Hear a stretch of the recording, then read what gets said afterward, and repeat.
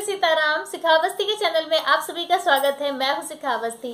आज हम सभी लोग कार्तिक मास महात्म के 16वें अध्याय को सुनेंगे और इस अध्याय में सूकर क्षेत्र का वर्णन है। सूकर क्षेत्र जो भगवान विष्णु के तृतीय अवतार भगवान वाराह का निर्माण, भगवान वाराह का स्थान माना जाता है और इस क्षेत्र की बहुत ही ज्यादा महिमा है, अनंत गुना महिमा है। इस क्षेत्र की क्या महिमा है वह आज हम सभी लोग इस अध्याय के माध्यम से जानेंगे। तो अध्याय पूरा सुनिएगा और अच्छा लगे तो लाइक कमेंट शेयर भी कीजिएगा। चलिए अध्याय को प्रारंभ करते हैं। अपने गुरुदेव भगवान गणेश भगवान नारायण भगवान का ध्यान करते हुए कार्तिक मास महात्म की कथा को सुनते हैं। कार्तिक मास महात्म अध्याय 16। भगवान श्री कृष्ण माता सत्यभामा को सूकर क्षेत्र की महिमा का वर्णन करते हैं। भगवान श्री कृष्ण ने कहा कि सत्यभामा, अब मैं तुम्हारे सामने सूकर क्षेत्र के महात्म का वर्णन करूंगा, जिसके विज्ञान मात्र से मेरा सानिध्य प्राप्त होता है।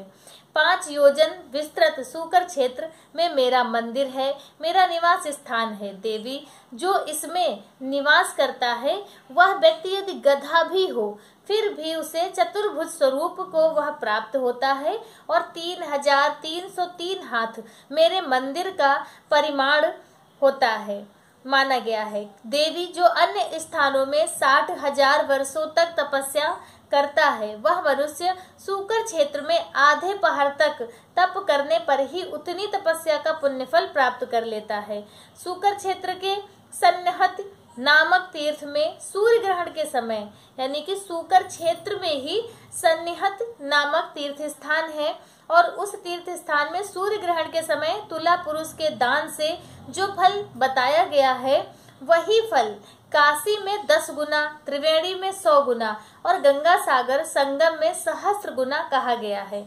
किंतु मेरे निवास भूत सूकर क्षेत्र में उसका फल अनंत गुना समझना चाहिए। और उसके बाद भामिनी सत्यभामा अन्य तीर्थों में उत्तम विधान के साथ जो लाखों दान दिए जाते हैं, सूकर क्षेत्र में एक ही दान से उनके समान फल प्राप्त हो जाता है। सूकर क्षेत्र, त्रिवेणी और गंगा सागर संगम में एक बार ही स्नान करने से मनुष्य की ब्रह्म हत्या जैसे पाप दूर हो जाते हैं। पूर्व काल में राजा अलर्क ने सूकर क्षेत्र का महात्म श्रवण करके 7 द्वीपों सहित पृथ्वी का राज्य प्राप्त किया था।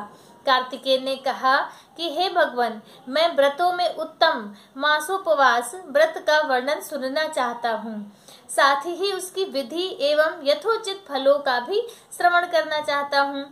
तब भगवान भोलेनाथ कहते हैं, बेटा, तुम्हारा विचार बड़ा ही उत्तम है। तुमने जो कुछ पूछा है वह सब बताता हूँ। जैसे देवताओं में भगवान विष्णु, तपने वालों में भगवान सूर्य, पर्वतों में मेरु, पक्षियों में गरुड़, तीर्थों में गंगा तथा प्रजाओं में वैश्य श्रेष्ठ है, उसी प्रकार सब व्रतों में मासोपवास व्रत श्रेष्ठ माना गया है। संपूर्ण व्रतों से, समस्त तीर्थों से तथा सब प्रकार के दानों से जो पुण्य प्राप्त होता है वह सब मासोपवास करने वाले को मिल जाता है। वैष्णव यज्ञ में यज्ञ के उद्देश्य से भगवान जनार्दन की पूजा करने के पश्चात गुरु की आज्ञा लेकर मासोपवास व्रत करना चाहिए। शास्त्रोक्त जितने भी वैष्णव व्रत हैं उन सब को तथा द्वादशी के पवित्र व्रत को करने के पश्चात मासोपवास व्रत करना चाहिए। अतिक्रक्ष, पराग और चंद्रायण व्रतों का अनुष्ठान करके गुरु और ब्राह्मण की आज्ञा से मासोपवास व्रत करें। अश्विन मास की शुक्ल पक्ष की एकादशी को उपवास करके 30 दिनों के लिए इस व्रत को ग्रहण करते हैं। जो मनुष्य भगवान वासुदेव की पूजा करके कार्तिक मास भर उपवास करता है वह मोक्ष फल का भागी होता है। भगवान के मंदिर में जाकर तीनों समय भक्ति पूर्वक सुंदर मालती, नीलकमल, पद्म, सुगंधित कमल, केसर, खस कपूर, उत्तम चंदन, नैवेद्य और धूप दीप आदि श्री जनार्दन का पूजन करें। मन, वाणी और क्रिया द्वारा श्री गरुण ध्वज की आराधना में लगा रहे। स्त्री, पुरुष, विधवा जो कोई भी इस व्रत को करे पूर्ण भक्ति के साथ, इंद्रियों को अपने काबू में रखते हुए दिन रात श्री विष्णु के नामों का कीर्तन करता रहे। भक्ति पूर्वक श्री विष्णु की स्तुति करे, झूठ न बोले, संपूर्ण जीवों पर दया करे, अंतःकरण की वृत्तियों को अशांत न होने दे, हिंसा त्याग दे, सोया हो या बैठा श्री वासुदेव का कीर्तन किया करे।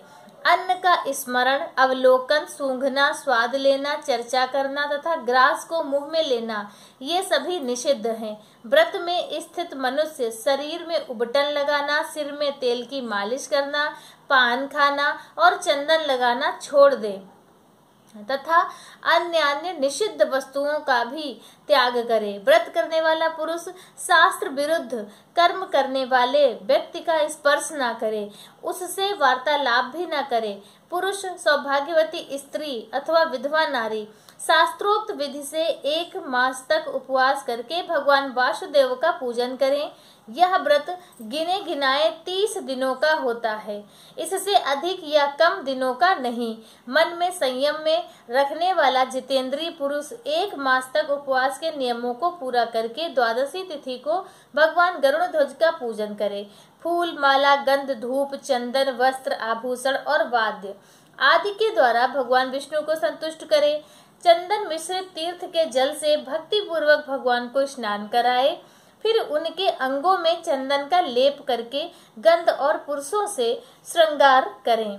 फिर वस्त्र आदि का दान करके उत्तम ब्राह्मणों को भोजन कराए, उन्हें दक्षिणा दे और प्रणाम करके उनसे त्रुटियों के लिए क्षमा याचना करे।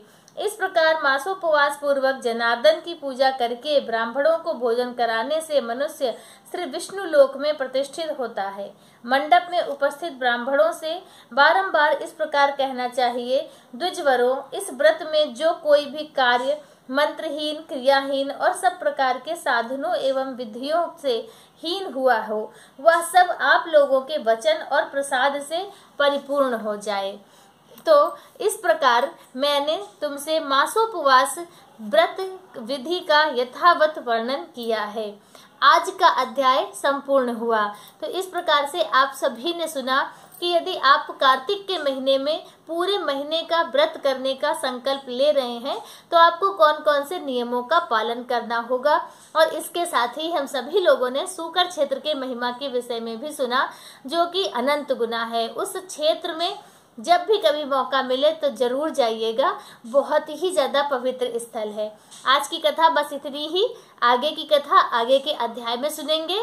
तब तक के लिए श्री सीताराम।